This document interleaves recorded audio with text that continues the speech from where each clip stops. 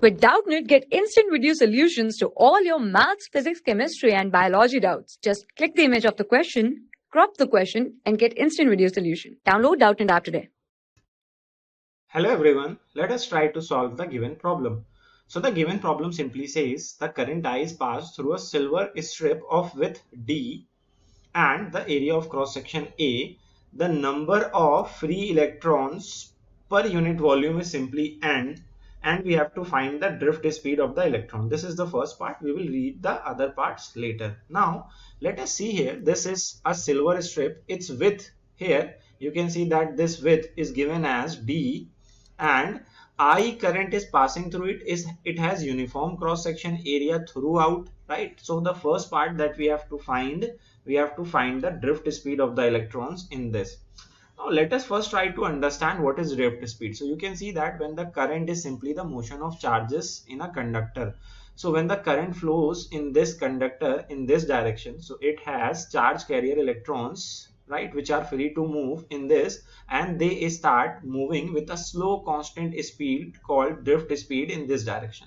So what is the relationship of drift speed of electrons? Let us take this as the electron. So this is the drift speed. Let us take this as V. This is the drift speed, and this is I. The area is A. Number of electrons per unit volume is simply given as N. That is, we can find out the total number of electrons in its unit volume, and the width is D. So the first part, the relationship between the current and the drift speed is direct, and it is equals to I, which is the current in the wire, is equals to number of electrons per unit volume into charge on a single electrons into area of cross section of the conductor times the drift speed. So from here we can find the drift speed, which is simply equals to the current divided by N, which is number of free electrons, into E, charge on the electrons, into A. So this is simply the drift speed in meter per second, right? Now let us try to find the next part. If a magnetic field B exists in the region as shown, then what is the average magnetic force on the free electrons, right? So we have to find what is the average magnetic force on the free electrons. So for that we can use the equation. If we have to find the magnitude of magnetic force on a charged particle, whenever a charged particle, this is a charged particle, its charge is simply E.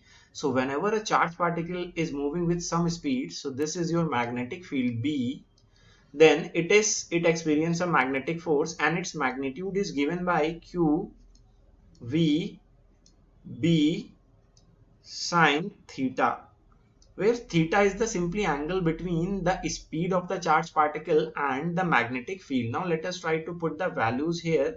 So we have to find the force. So this is the magnetic force. Now the charge on the electron is simply E. Speed you have already find out. This is I upon NEA. So I divided by NEA into B.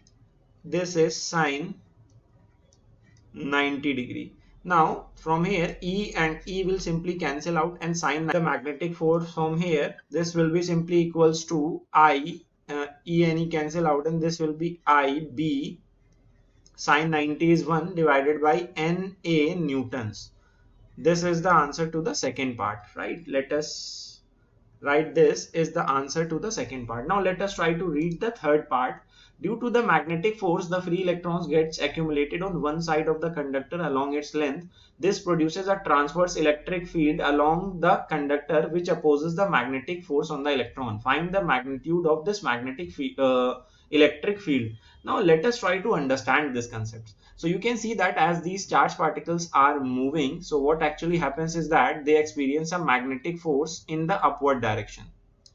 This will be the direction of magnetic force, because you can see that the V cross B, if you take V cross B, it will come out to be in this direction, but since this is the electron, so the force on the electron is opposite to V cross B, since this is a negative charge. So this will be the magnetic force, direction of magnetic force. Now you can imagine, since the magnetic force is acting in the upward direction, so the electron will simply accumulate here, right?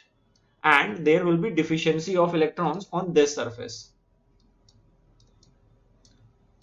Now, what is the maximum? So you can see that there is an electric field. There will be an electric field here. So this is called the transverse electric field. Now, what will be the maximum value of this electric field? How do we find it? You can see that for the maximum electric field, the electron will be simply in balance. Now, due to the electric field, the electron will simply experience a force E into E in downward direction. This will be the electrostatic force. This is electrostatic force, and the magnetic force is simply acting in upward direction. So this is the magnetic force we have already found out. Now you can see that as the electric field, as these electrons will accumulate more and more here, so the electric field will increase more and more, and a situation will come when these electrons will not be able to move. Why? Because the electrostatic force will be simply equals to the magnetic force. So let us equate them and find the electric field. So EE is simply equals to the magnetic force that we have found, and this is simply IB divided by NA. So from here we get the value of E that we had to find. E is simply equals to IB divided by NEA. This is in newtons per coulomb, right? Or we can also write volts per meter. Now we also have to find what is the potential difference. Now we can apply the concept of potential gradient, right? Let us try to find out what is the potential difference between this end and this end, right? So the potential gradient, we know that the magnitude of electric field is simply equals to the potential gradient. Potential gradient simply means the potential difference divided by the distance. So the distance is d, right? So this is negative here, but we are taking only the magnitude, right? So we are not writing the sign here. So from here we can find the potential difference very easily. So this potential difference will come out to be the electric field, which we have already found out. This is IB divided by NEA, and we need to multiply it by D. So this is simply in volts. This is the final answer. Now I hope you understood the entire explanation. Thank you. For class 6 to 12, IIT JEE and NEET level. Trusted by more than 5 crore students. Download Doubtnut app today.